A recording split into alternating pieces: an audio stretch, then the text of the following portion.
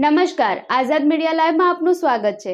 ગાંધીનગરથી અમિત શાહ સામે લોકસભાની ચૂંટણી લડનાર ઉમેદવાર જીતેન્દ્રસિંહનો એક વિડીયો હાલ સોશિયલ મીડિયામાં ભારે વાયરલ બન્યો છે, જેમાં તેઓ ચૂંટણી પંચ પાસે મદદ માંગતા જોવા મળી રહ્યા છે। એટલું જ નહીં, ઉમેદવાર જીતેન્દ્રસિંહે ભાજપ પર ગંભીર આક્ષેપો પણ કર્યા છે। सभी देशवासियों को ठाकुर जितेंद्र सिंह चौहान का कोटि कोटि प्रणाम। साथियों, मैं गुजरात के गांधीनगर लोकसभा से नामांकन किया था अखिल भारतीय परिवार पार्टी से।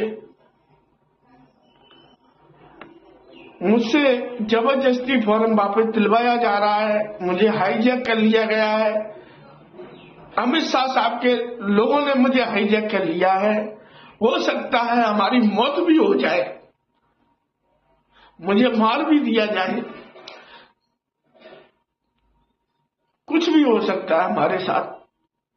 मैं देशवासियों से अपील करता हूं, इस देश को बचा लो, ये देश खतरे में है, ये देश खतरे में है। देश के लोगों से अपील कर रहा हूं, देश को बचा लो।